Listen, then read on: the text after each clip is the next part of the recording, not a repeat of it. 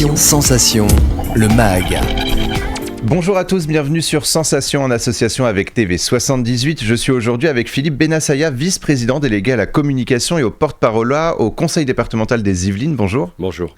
Alors en 2021, le département et l'agence Papagayo se sont associés pour créer la Team 78, une team d'influenceurs qui partagent et participent aux événements dans les Yvelines. Alors pouvez-vous nous présenter justement cette team, comment se compose-t-elle ? Alors d'abord, on est passé dans une ère totalement numérique. La communication évolue beaucoup et le département doit aussi se mettre à la page.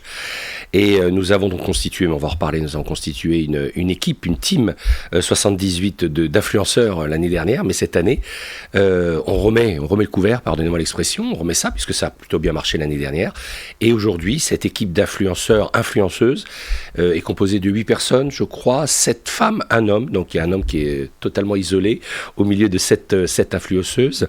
Ce sont des gens qui sont globalement à la fois passionnés par les réseaux sociaux, passionnés par le département des Yvelines, mais également des gens qui sont dans le métier. Il y a des directrices d'agences de communication, il y a des journalistes bien connus, il y a pas mal de monde, il y a même des gens qui viennent de la société civile, pas forcément dans le milieu des médias, mais également, donc c'est une équipe encore plus dynamique, plus forte que l'année dernière, et on en est quand même très satisfait. Et quels étaient les objectifs justement du département au moment de la création de la Team 78 ? Alors justement, on réfléchissait quand même il y a un peu plus d'un an, à comment promouvoir le département. Alors il y a les canaux institutionnels habituels, direction de la communication, magazines, dépliants, brochures, etc. Bien évidemment réseaux sociaux, mais on a réfléchi à quelque chose de plus direct, de plus dynamique, qui touche les gens et qui touche les jeunes également. Donc bien évidemment, c'est porté sur l'idée d'avoir des influenceurs et des influenceuses pour en fait non pas seulement faire la communication du département.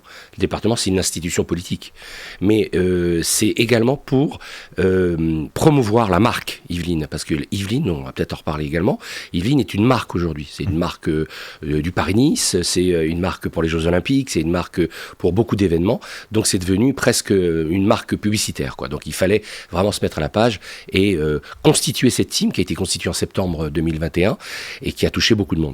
Et on a pu le voir, la team a partagé du contenu sur des événements portés par exemple sur l'environnement dans les Yvelines, ou encore pour les Yvelines font leur cinéma. Absolument. Alors aujourd'hui, les influenceurs et influenceuses sont devenus presque essentiels, vous l'avez dit, pour faire la publicité d'un événement, un lieu ou ici d'un département, mais aussi pour une meilleure communication avec les internautes. Alors quel est le bilan justement que vous faites pour l'année 2021-2022 ? Est-ce que vous estimez que la Team 78 a touché un public qui était peut-être différent de la communication que vous faisiez avant ? Oui, probablement différent, parce que on a touché des médias tels que TikTok, Instagram et toutes ces choses-là. On n'était pas forcément habitué dans les Yvelines à toucher ce genre de public. C'est une première année, donc il faut toujours replacer dans son contexte. C'est une première expérience. On a globalement mis en ligne 612 publications dans la culture, au niveau de l'environnement, au niveau du sport, etc. On a touché plus de 150 000 Yvelinois. 150 000 Yvelinois, c'est à peu près 14-15% des habitants des Yvelines, donc c'est plutôt pas mal pour une première année. C'est pour ça qu'on a relancé la deuxième année. C'est pas mal parce que, en fait, 150 000 Yvelinois, on les aurait probablement en effet pas touchés. Pour connaître la communication et pour connaître la marque Yvelines, il faut aller sur le site du département, il faut aller sur les canaux habituels, Facebook, Twitter, il faut lire le journal, le magazine. On va pas se cacher, tout le monde ne lit pas le magazine des Yvelines. Je ne sais pas si vous le recevez dans votre boîte aux lettres, mais quand vous le recevez dans votre boîte aux lettres, je ne sais pas si c'est un réflexe. Donc, alors que là, c'est une communication beaucoup plus directe, beaucoup plus incisive, beaucoup plus dynamique. Et je pense que pour une première année, c'est un bon bilan. Pour une première année. Alors justement, est-ce que cette Team 78 est également là pour sensibiliser par exemple sur certains sujets ? On les a vus sur des thématiques comme l'environnement. Est-ce qu'il y a aussi cet objectif de sensibiliser les Yvelinois à des thématiques ? Oui, parce que en fait, je suis persuadé que si on fait un sondage dans la rue aujourd'hui, je suis pas sûr que les Yvelinois connaissent vraiment l'importance de ce qu'on a dans les Yvelines, quoi, au niveau patrimoine, au niveau architecture, au niveau histoire, au niveau sport, on a le Vélodrome, on a le Camp des Loges, au niveau culture aussi, on a des grands musées, bien évidemment on a le musée Denis, mais on a aussi d'autres, Maurice Denis, mais on a d'autres musées. Je suis pas sûr qu'ils connaissent le plan vélo que nous avons voté au département, qui est un énorme plan de circulation douce dans les Yvelines. Bref, pardonnez-moi. Bref, c'est quand même quelque chose qui est très important, et je suis pas sûr que les Yvelinois connaissent tout ça. Donc c'est pour ça qu'on essaye de les sensibiliser à travers des canaux plutôt modernes. Et vous l'avez évoqué tout à l'heure, on a également des personnes connues finalement dans cette team. On a Florian Buot qui a récemment rejoint le journal télévisé de M6, ou encore Sandrine Arcisé, oui, présentatrice, journaliste et rédactrice en chef sur C8. Ils sont donc comme les autres influenceurs et influenceuses yvelinois. Comment s'est fait cette collaboration justement avec eux ? Alors c'est un travail avec l'agence, bien sûr, l'agence de communication Papagayo, vous l'avez rappelé tout à l'heure. Donc il y a un réseau qui s'est créé, il y a des connaissances communes, et puis l'agence de communication qui est très, très forte a su trouver les mots et les arguments, mais il y a également derrière l'intérêt des Yvelines et l'intérêt de notre département pour ces personnes-là, qui ne sont pas obligés de le faire d'ailleurs, ils ne sont pas obligés de le faire, ils ne sont pas obligés de faire la promotion du département, mais je pense qu'ils sont conscients du potentiel de ce département, avec l'arrivée des Jeux Olympiques bien sûr dans notre département, mais également aussi la richesse et le foisonnement des activités dans notre département. Je pense que ça compte aussi dans la vie d'un journaliste, ça compte dans la vie d'une directrice de la communication, on a des directrices de communication, etc. Et je pense que c'est également pour eux une manière d'être des ambassadeurs d'un projet, des ambassadeurs d'un département. Et je pense que tout le monde y trouve son compte. Alors c'est ça, vous avez souligné justement, peut-être sans le vouloir, on appelle ça des influenceurs ou influenceuses, mais vous les appelez les ambassadeurs et ambassadrices des Yvelines. C'est justement un nom, une fonction voulue pour eux ? Oui, parce qu'en fait, ils vont porter la communication, ils vont porter la promotion des activités des Yvelines, ils vont être l'image des Yvelines à l'extérieur, c'est comme un ambassadeur, une ambassadrice, ils vont porter l'image du département et ils vont expliquer également ce que nous faisons. Donc oui, ce sont des influenceurs, des influenceuses, parce que c'est le terme d'aujourd'hui, mais ce sont à la base des ambassadeurs.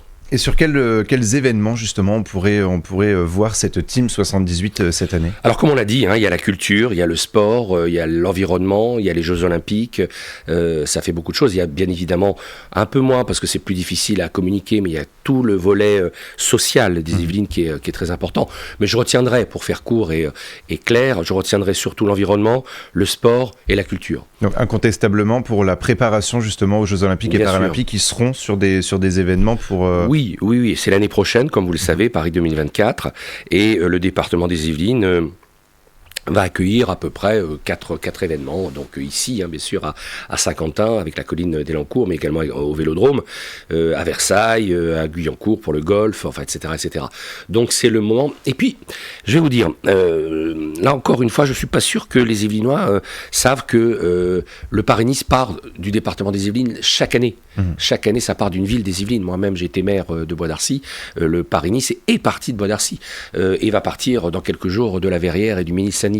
Donc voilà, ce sont des choses quand même que l'on fait, ce sont des budgets, ce sont des investissements importants, et c'est vrai qu'on a besoin de ces influenceurs, de ces ambassadeurs pour pouvoir promouvoir cette image et ces activités. Et alors, en tant que vice-président délégué à la communication du département et au porte-parole, quel est l'intérêt justement pour vous d'avoir une Team 78 ? Est-ce qu'on peut estimer qu'aujourd'hui, les départements, ou en tout cas toutes les institutions, pourraient justement être amenés à être un peu plus sur Instagram et à faire appel à des influenceurs ? Oui, parce que, alors, petite parenthèse politique, je pense que l'avenir est à la décentralisation, même si nous sommes dans un contexte politique de recentralisation nationale.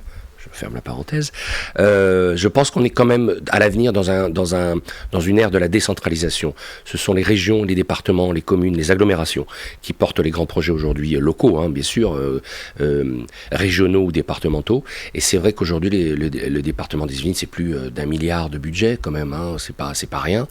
Et puis non seulement ça, mais en plus si vous comptez l'alliance, l'union entre les Yvelines et les Hauts-de-Seine, ça devient des super super productions, j'ai envie de dire. Voilà, c'est des super productions d'événements. Et donc, l'avenir, je pense, est à la proximité. L'avenir est à la France d'en bas, je pense, aux événements qui partent du bas. Et vous l'avez rappelé tout à l'heure, le cinéma en plein air, mais bien évidemment le Paris-Nice, les Jeux Olympiques, tous les musées que nous subventionnons, toutes les activités, les courses de vélo, les marathons.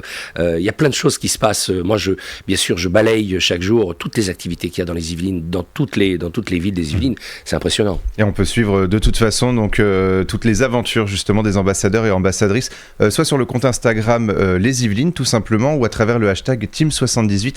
Merci beaucoup Philippe Benassaï d'avoir été avec nous sur Sensation. Et pour revoir ou réécouter cette émission, rendez-vous sur notre site et notre application Radio Sensation.